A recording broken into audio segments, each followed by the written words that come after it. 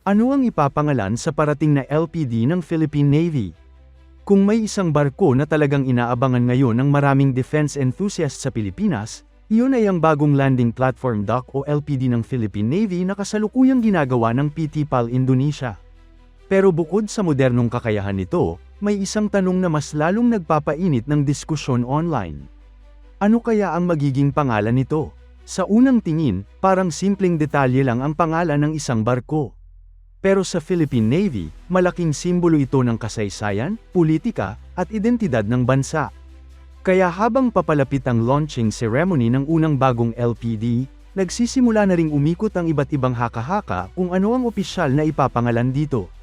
Sa video na ito, pag-uusapan natin ang mga posibleng pangalan ng bagong LPD, bakit mahalaga ang magiging pangalan nito, at kung ano ang pattern na sinusunod ng Philippine Navy sa pagbibigay ng pangalan sa kanilang pinakamalalaking barko. Kaya siguraduhing tapusin ang video dahil maaaring sa loob lamang ng ilang araw ay tuluyan ng mabunyag ang pangalan ng pinakabagong amphibious warship ng Pilipinas.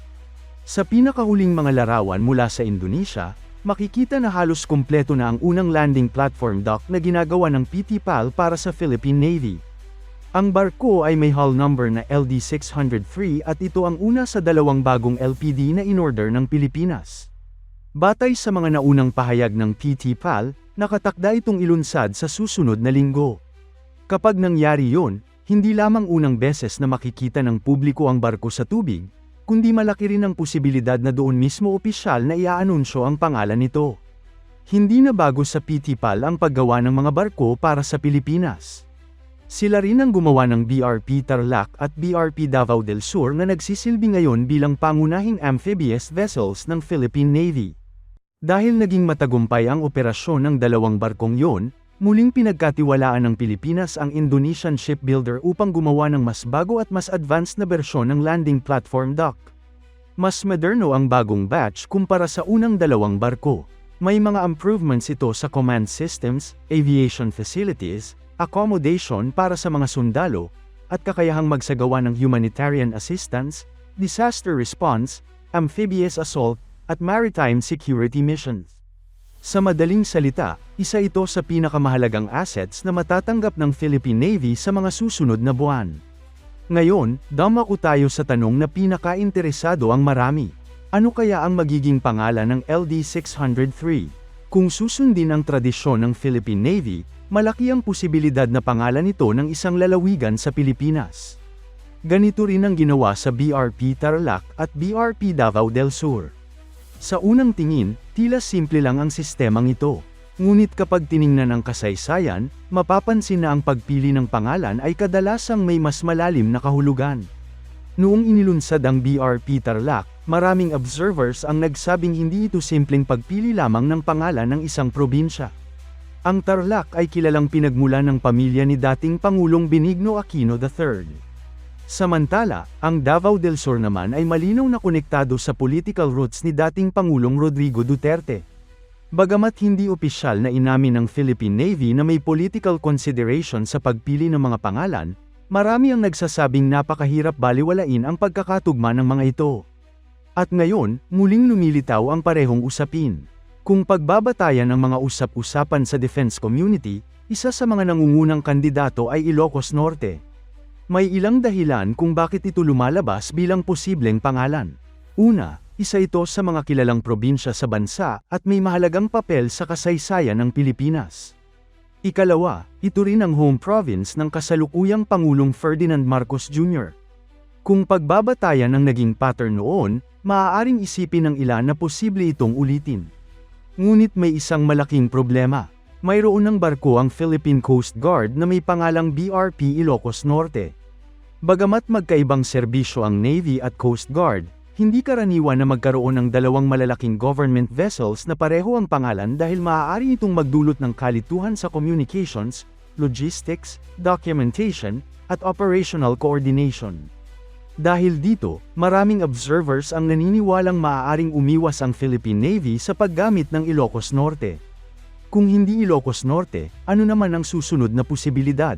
Isa pang madalas na binabanggit ay Leyte. Ang Leyte ay isa sa pinakamakasaysayang lalawigan sa Pilipinas. Dito naganap ang isa sa pinakamalalaking labanan noong ikalawang digmaang pandaigdig at dito rin isinagawa ang makasaysayang Leyte Landing na naging simula ng paglaya ng bansa mula sa pananakop ng Hapon. Bukod sa historical significance nito, may isa pang dahilan kung bakit lumalabas ang pangalan ng Leyte. Ang pamilya ng ina ng kasalukuyang pangulo ay may ugat sa lalawigang ito. Dahil dito, may ilang observers ang naniniwalang maaari rin itong isaalang-alang bilang pangalan ng bagong LPD. Ngunit hanggang ngayon, wala pang opisyal na pahayag ang Philippine Navy o ang Department of National Defense tungkol sa magiging pangalan ng barko. Lahat ng lumalabas sa ngayon ay nananatiling haka-haka at pagsusuri lamang batay sa mga naunang pattern. May isa pang posibilidad na dapat isaalang-alang. Maaaring piliin ng Philippine Navy ang isang lalawigan na walang direktang political association upang maiwasan ang anumang kontrobersya. Sa ganitong paraan, mas maipapakita na ang pagbibigay ng pangalan ay nakabatay sa pambansang pagkilala at hindi sa personalidad ng mga politiko. Anuman ang piliin, siguradong magiging bahagi ito ng kasaysayan ng Philippine Navy. Kapag na-turn over na ang barko sa Pilipinas, magsisilbi itong isa sa pinakamahalagang assets ng Armed Forces of the Philippines. Hindi lamang ito magdadala ng mga sundalo at kagamitan. Magiging pangunahing barko rin ito sa disaster response operations, humanitarian missions, at pagpapakita ng presensya ng Pilipinas sa iba't ibang bahagi ng ating karagatan. Sa panahon ngayon na patuloy ang modernization program ng Armed Forces, napakahalaga ng pagkakaroon ng mas maraming amphibious ships. Nagbibigay ang mga ito ng kakayahang mabilis na magpadala ng tropa, sasakyan, relief goods, at iba pang kagamitan saan mang bahagi ng kapuluan. Sa isang bansang binubuo ng mahigit 7,000 isla, ang ganitong klase ng barko ay hindi lamang panggera.